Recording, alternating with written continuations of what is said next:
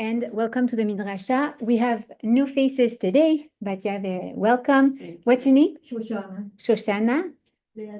Leadina. Annie Levy.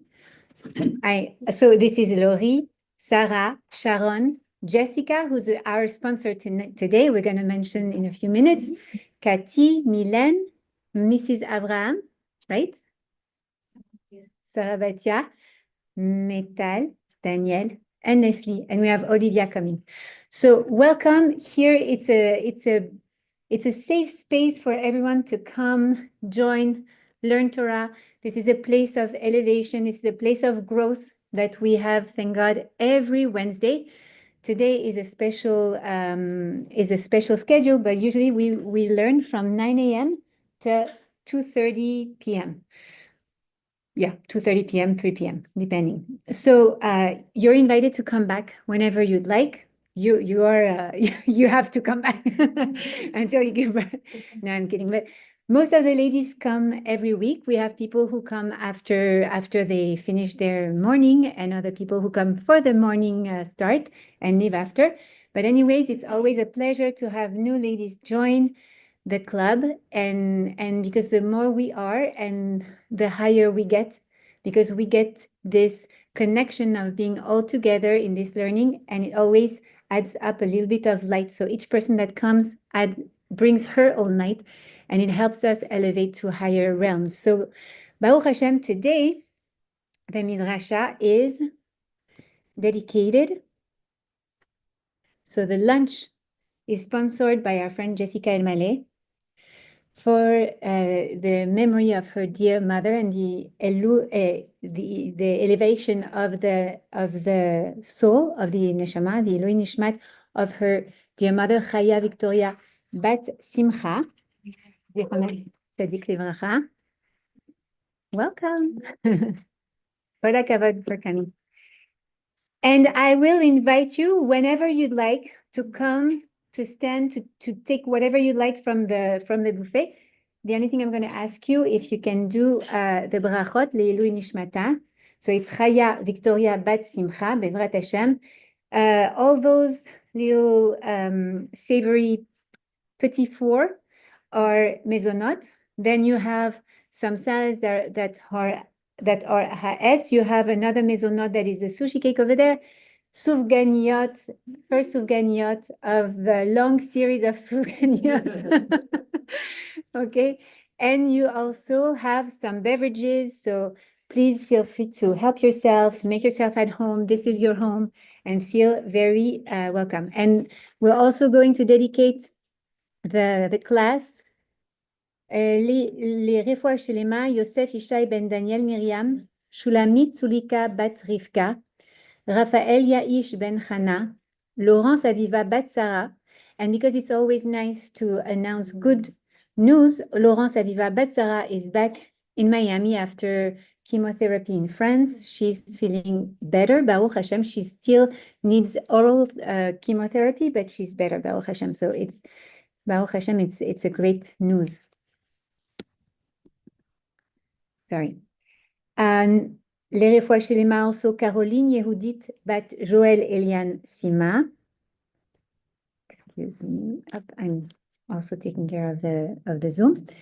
Noah Ben Sloan, who is doing well in his rehabilitation center in Chicago, and hopefully Bezrat Hashem he will get us very good news soon also. Eleni Orna Batren Chana, Raphael Chaimeir Ben Simach Hasha, Rav Pesach Yosef Ben Hinda, who is Rabbi Pesach Kron, Rav Daniel Ben Rachma, who is Rav Daniel Biton, and a dear friend Alexandra Shirley Bat Nicole Malka.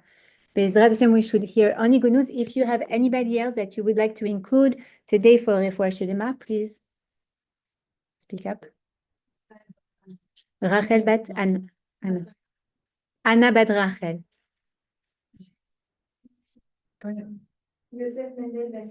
Yosef Mendel Ben Sarah. Yes. Annie Bat Chaya. רפואה שלמה בקרוב בעזרת השם. Yehudit got Miriam. יהודית בת מרים בעזרת השם. הלל בן מרים. הלל בן מרים. הודיה, הודיה נטלי קמרה בת סעדה. בעזרת השם. The big tzedeket who brought so much light to this world. She was the wife, beloved wife of a famous French rabbi, Rabbi Ben Shetrit, Yahya Ben Shetrit, and she left this world 2 days ago and was buried in Israel yesterday. May HaKadosh Baruch Hu give a lot of strength to all the family, Ben Shetrit family, and may she continue shedding her light on all of us and pray for us from Shamayim Bezrat Hashem. May we hear only good news. Sorry. We're going to start that first class. So today, it's not only today, many times I have my partner here for those of you who don't know her, Sarah Benisti, and she will be our panelist, c'est comme ça qu'on dit, right? Our inspiration for the second part of the class. Again, if you want to serve yourself or if it's too early, we can wait. There's no hour for Sufganiyot, so don't stay. Okay, I'm just going to unlock something on the chat and we'll be ready to go. Not on the chat, on the Zoom. Okay. So today, I want to speak about Chanukah. And as I was preparing this class, I was trying to think about something a little different from what we heard the past years. And also last week, we had an amazing class with Rabbi Masri, and it's available on YouTube. So if you're interested in listening to it or watching the replay, please let me know. I'll send you the video because it was amazing. And I don't know what we can say after that, but we'll still say something. Bezrat Hashem. So I personally wanted to have a different approach today on Chanukah. First of all, who loves Chanukah here in this room? Okay. Your kids. You don't like Chanukah? I love it. Ah. I love Okay. it more. True. Usually people love Chanukah. But why do you love Chanukah? Sufganiyot. Okay. True. It brings a lot of joy at home. What brings joy in this Chag more than others? Mhm. Coming together. Coming together, lighting candles. A lot of positive energy. I think it's also very different from our history where we're slaughtered. There's always the crusades, there's that. It's like there's never this sign of hope. So I feel like Hanukkah is this like immense light, yeah, and victory. Yeah. True. True. Anything else? That brings. It reminds us the miracles. And when a miracle happens, we know that it's good to share that miracle, to publicize this miracle, to communicate on this miracle. And it's beautiful to think, wow, we're almost a little bit more than 2,200 years after that miracle, and we're still celebrating it.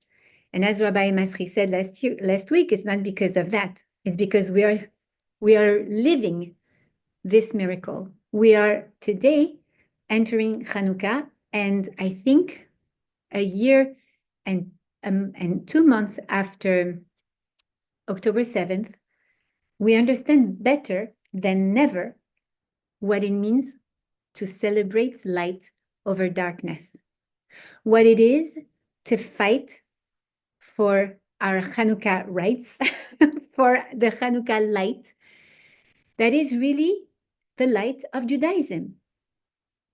I think our story today is so similar to the story of the Maccabim. I think that there is, I cannot imagine of another time in history, and maybe I'm totally wrong, because there has been so many history, so many moments in history where the light of Judaism has been dimmed in order to destroy, in order to destroy us, right? But I feel that in this time and age, it's even more obvious that we are in a world that has been darkened by a society. And this society wants to assimilate everyone. And somehow it's difficult to let that light of Judaism shine. Here in Miami, we have had a family member from Paris recently who came to visit, and she told me, I can't believe you drive on Collins Avenue on Sunny Isles and you see dreidels of lights in the trees. She said, but in Paris, you see Palestinian flags on the trees. Anything would have been destroyed. Those lights would not be allowed even to shine in France. And not only in France, I see, in Canada, in New York, in England, in Italy, in, you name it, everywhere in the world, right? We are Baruch Hashem, and may HaKadosh Baruch Hu continue to let us shine our light of Torah here in Miami. We are very unique and very protected. Maybe we are the Maccabim somehow in this part of the world, at least.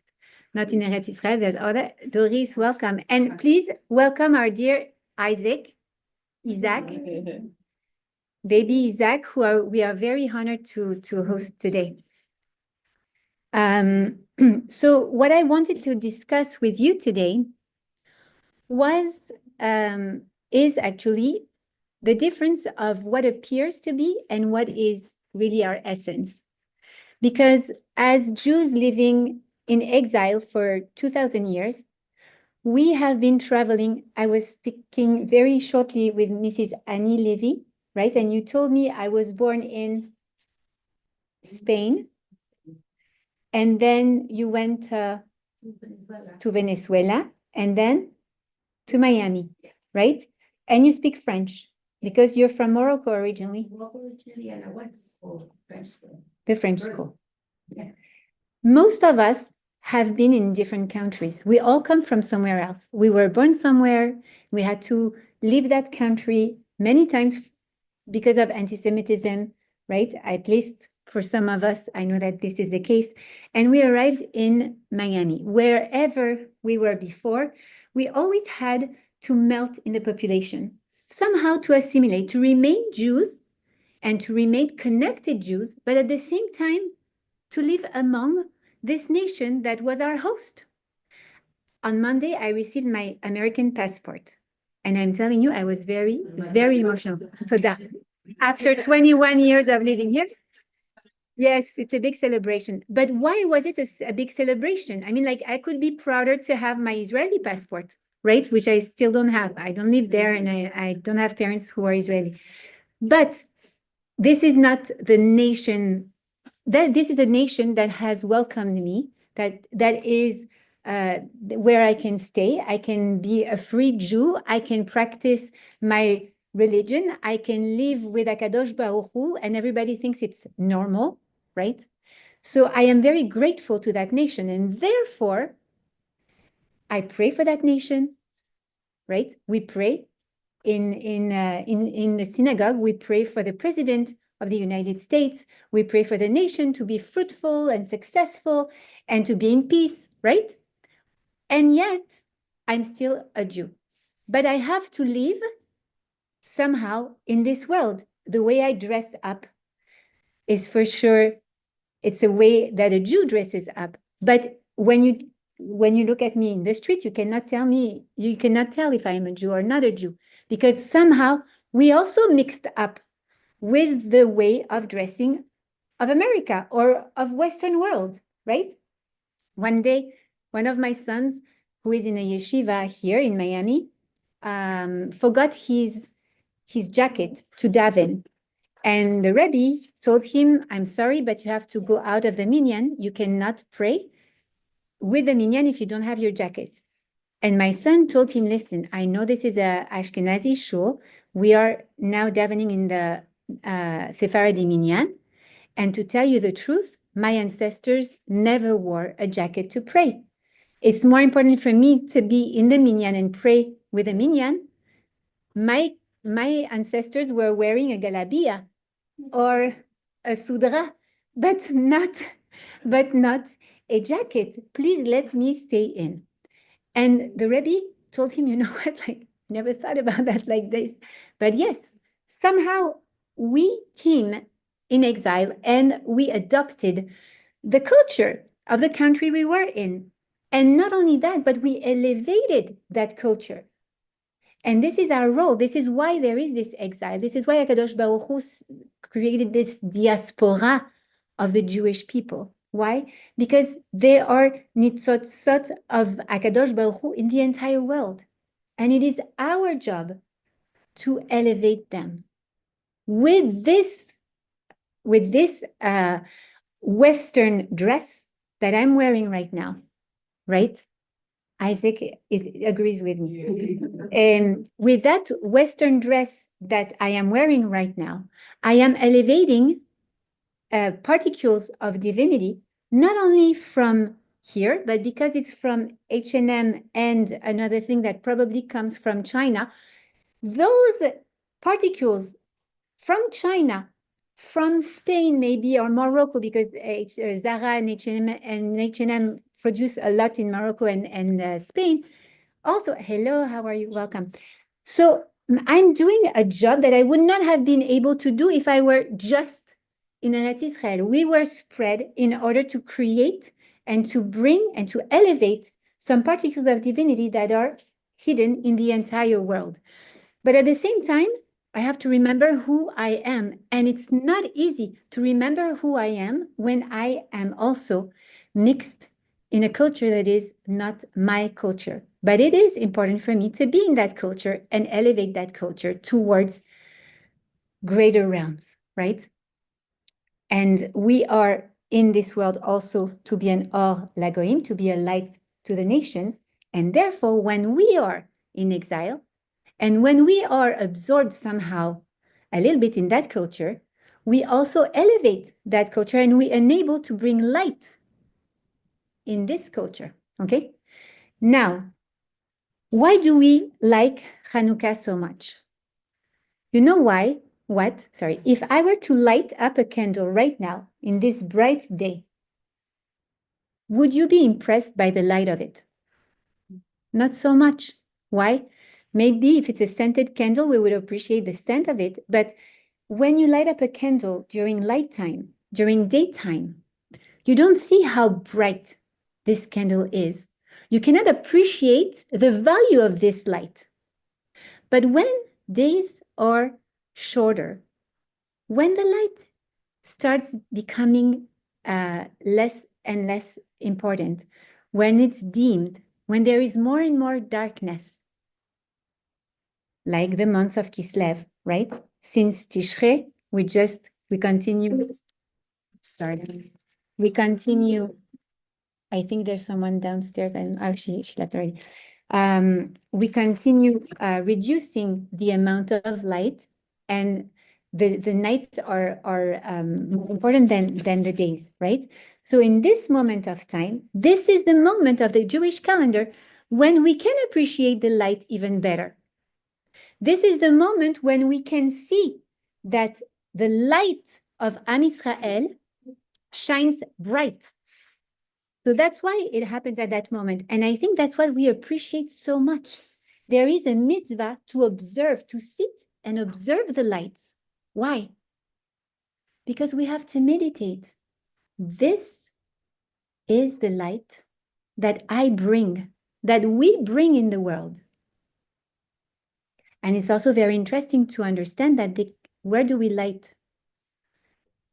Where do we light the candles of Chanukah? But outside or inside of the house? Inside of the house. Exactly why? Exactly. We usually light it up inside of the house, in front of the window, right next to the mezuzah, right? Why do we do that? Because we have to understand that the light of Am Yisrael starts within. My real light starts within, and then it shines towards the exterior, towards the outside. And in this culture where we are, in this society where we live, in this time of the world, in 2025 almost, or in 5785, right? This is a time where it's very difficult to remember that the being, the value of someone is not what it appears to be, but what there is inside. So that's what I want to share with you today. And we're going to start now by remembering a little bit about the Chanukah story. So, you know, the Torah is called the Torah Chaim, a Torah of life. Why? Because it teaches us lessons, not from the past, but it teaches us lessons from today. So our struggles today we can find the answers to those struggles in the Torah. And if there is one thing that I see as a Jewish woman working for a community of women, and also as a mother, and also as a friend, and also as a life coach, I see people struggling with self-esteem, with self-worth, much more than probably in the past. My mom, at least, always tells me, I don't understand why people don't trust themselves. I don't understand why they feel so bad about themselves. I don't understand why there's so much need for perfection. Why do everyone needs to go under the scalpel, the tools of the aesthetic surgeon? Why? Why is it? 40, 50 years ago, it was not like that. Yeah, but 40, 50 years ago, there was no social media. There was no filters. There was no Instagram, TikTok. There was a life that you could see on the TV, and you would know that it was not real because people were paid to play, to act in a movie, right? So you knew that this lady had spent 4 hours getting ready to act in this soap opera, whatever it was, Dynasty or Dallas or whatever it was at that time, okay? But today the problem is that you see real people, at least supposedly real people, showing their own real life on social media. And you think, wow, this is what life can be. This is a real woman. She's so beautiful. She's so perfect. She doesn't even have a wrinkle. She's perfectly made up. She's amazing. Look at her hair. Maybe it's a wig. Maybe it's a filter. I don't know, right? And yet people see that, and we are influenced by that, and we are adults. But imagine a 16-year-old. Imagine a 16-year-old, right? Who turns on her phone, and I couldn't find statistics from this year. I think it increases every year. But from 2 years ago, a 16-year-old would spend 35% of her day on social media. A 16-year-old in the US, 35% of the day. Let's say that she sleeps a little bit. So, but it's still maybe 4 hours a day, right? 4 hours a day on social media, scrolling down, nothing else. And what does she see? She sees perfection, because nobody wants to show when they are not well put, when the pasta burnt, and they don't show that, they don't show those things. I had 3 years ago, I had a social influencer who was one of my clients. And at that time, I didn't have Instagram, so I didn't know who she was. And she contacted me. She was not from Miami. And she was referred by a friend of hers that I know. And she told me she was contacting me because she was suffering from a lot of anxiety and depression. So depression, I'm not a doctor, so I cannot help her with that. But anxiety, we worked a little bit together on that. And she was so anxious and she was feeling terrible about herself. She had no self-esteem. And she told me, do you understand that I have, and I think at that time she had 200,000 followers. And to me, it didn't mean like anything. I was like, how can 200,000 people follow a girl who is so uncomfortable with herself? So she told me, you don't have Instagram? I'm like, no. You don't have TikTok? No, at that time I didn't have. And so she showed me her profile on Instagram. And I said, that's you? And she said, yes. And I said, first of all, it doesn't look like you so much physically, but especially not in the energy. It looks like someone else, right? She looked like so self secure. Like she looked like someone who loves herself so much. When I had in front of me someone who was crying about her body, that she didn't feel good about herself, that she overate, and so she was making herself vomit in order to not to take too much weight. She had been through many surgeries and she was not happy with it, and I was seeing someone who was really like so self-insecure. She didn't have an understanding of her worth, and yet, like when you looked at her profile, it was amazing. She looked amazing. So I asked her, why don't you speak about that with your followers? And she said, what? You're crazy? I can't do that. And I said, but why? Because this is who you really are. You have anxiety. You are not that person that you pretend to be. And maybe people need to know. What do you want them to know? Because it's important to reveal your real light. We worked together. She did actually a podcast where she spoke about that. She didn't spend too much time on it afterwards, but she did a podcast where she spoke about her anxiety and she was very vulnerable and she opened up on her life and her struggles and the fact that she was not, she didn't have a shalom bait at all, even though on all the pictures you see her and her husband like that, you know, it was all for fake, right? So how can a girl, a 16-year-old girl, or even us, be watching those images and be comment on dit spectatrice? Spectator of this type of content, and then look at our lives and be happy with our lives, right? It's very difficult to understand that not everybody goes to the restaurant every single day, post their food. Not everything is perfect. Not even their life is perfect. They're just putting a smile at a moment that is a prepared moment. It's acting. It's a movie. It's not reality. It's not who they are. But it's very important to remember ourselves, to remind ourselves that, okay? Because those informations, they really pervade our brain, and then we don't really understand what is our worth. What are we worth? Who here feels good about herself? Really good, Baruch Hashem. Or I want to ask that. No, because I mean, I always grew up in like a very confident home. But yeah, thank God. So I can't understand it. Like, you know, so it's like when you talk, like, it's not relatable to me. Thank God. To you. Thank God that I'm very lucky.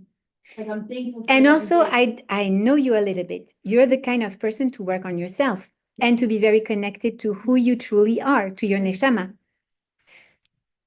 That's the purpose of Chanukah, to remind us who we truly are. And for sure, like someone who is connected to herself, who knows who she is, right? And we don't need to be proud of that, like to be not proud, to be like, to have gahava. How do you say that in English? Pride, no? To be overly proud. To have the to have too much ego about that. We just need to be aligned with who we are, right? And the lesson of Chanukah will help us with that. So this multimedia, this social media, really prioritize the paraître, the appearance over the essence, right? And that's when Chanukah teaches us to distinguish, to understand who we really are and what is our worth. Why? We're going to see a little bit of the story of Chanukah.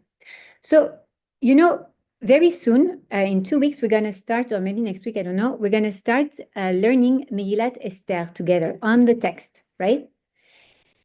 And there is no Megillah on Chanukah. There is not much real information about Chanukah. In the Talmud, we are taught that Chanukah is what we all know since Ganon. It is what? A time when Yavan, the Greeks, took over Eretz Israel, right? They invaded the second Bet HaMikdash. They tried to spoil it. The Hashmonaim, also that we call also the Maccabees, who were Kohanim, who were religious Jews, right? The only religious Jews at that time. So imagine like Jews from Bnei Brak, Mea Shearim, I don't know, like really like authentic Jews at that time, decided to resist and to fight against all odds, because it was not logical to fight against Yavan. Yavan was like America. It was the most powerful nation in this time. And they had a powerful army. They had a powerful culture. They were spread all around the world. So it didn't make any sense for this little group of religious Jews to fight against Yavan, but they still did. And what happened? They won, right? They won. Okay. Hello, welcome. We're going to get you a chair soon, Bezrat Hashem. Oh, there is some here. Come this way, see if you want. And they won, right? So, and then what happened? What happened is that we had the Jews came back, the Maccabees came back in the Bet HaMikdash, and they needed to light the menorah. And the Kohen Gadol couldn't find any kosher jar. They finally found a kosher jar of oil, but this was supposed to stay only for 1 day, and it lasted for 8 days, right? I want to ask you a question. What is the miracle of Chanukah? We have 2 miracles in Chanukah. We said we won the war against the most powerful nation of this time, and we found a little jar of oil that was supposed to last for 1 day, and it lasted for 8 days. If we were today, imagine today, okay, it's easy to imagine because we are at war. Imagine Israel wins, Bezrat Hashem, not imagine, we should see that happen very soon, Bezrat Hashem, against Iran, against all the big powerful nations of our times, right? What are we going to see on social media? What is going to be publicized? We won the war. We won the war. Look at our chayalim. They are amazing. Baruch Hashem. May HaKadosh Baruch Hu protect them and bless them, for they have been victorious over the evil people, right? And this is what we should publicize. It's not normal. Who was supposed to win that victory, that war? Maybe Yavan? No, that was a miracle. This little group of people apparently was never going to be victorious, and yet they won. So what happens? We should publicize that message, really. Today, it doesn't make sense that we publicize that, oh, wait, inside of the Bet HaMikdash, there was a little jar of oil and it lasted for 8 days. Ah, okay. It's a very small detail of the story. And yet this is a story that we publicize. On Chanukah, we don't wear our IDF T-shirts. We don't have a mitzvah to dress up as a Maccabee. as Maccabim, as Maccabees, it's a music band. Sorry, I'm all about them those days. About the Maccabees, right? What do? We light up the candle to remember the miracle of the oil, because this is the essence of a Jew. What is the essence of a Jew? Is not to show what appears to be so important, so big. It comes from within. Inside of the temple, there was a miracle. And this little miracle, what was it? It was that the oil that represents the neshama. In Hebrew, shemen, hashemen, and neshama have the same letters, right? So this oil that represents the neshama was still alive, was able to be to last for 8 days, 7 days of miracles, really 8 days of miracles. Okay, and that's why we publicize, even though it could have been such a small detail, because this is our true essence as Yehudim. It's not the what it appears, it's who we truly are. Okay.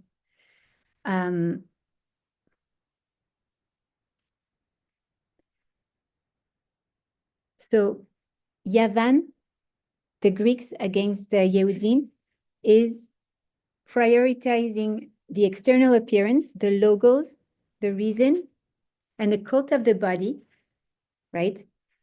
Against prioritizing who we truly are. And this is what the Chanukah miracle is about. And this is the lesson of Chanukah, is that the essence of who we are is that light, is that neshama. And even though it's very difficult in this world to be aware of the beauty of who we truly are inside, this is what we have to work on and to fight for. This is our true war. This is our true battle. Being able today to celebrate Chanukah is being able to realize I stand as a Maccabee, meaning I stand as a Jew in this world where I am part of this society, but in the times of Chanukah, why did the Maccabee had to rebel? Is because Yavan, the Greeks, had Hellenized the entire Jews. Most of them actually were Hellenized. They were assimilated. Contrary to the Romans, who wanted to kill the body of the Jews, the Greeks wanted to destroy the neshama, wanted to destroy that burning light. And therefore, the resistance of the Maccabee and celebrating Chanukah today means I stand with authentic Torah, with authentic Judaism. I am a Jew, even if I am an American. I am a Jew and I'm an American. I am a Jew and I'm a Spanish person. I am a Jew and a French. I am, before everything, a Jew. Setting up ourselves to bring our light in this world is understanding that our self-worth lays in our identity, and recognizing that all the gifts that HaKadosh Baruch Hu gave us are here to serve him and to bring that light to the world. So with that, I'm closing up that first part, and Sarah will come and inspire us. Everybody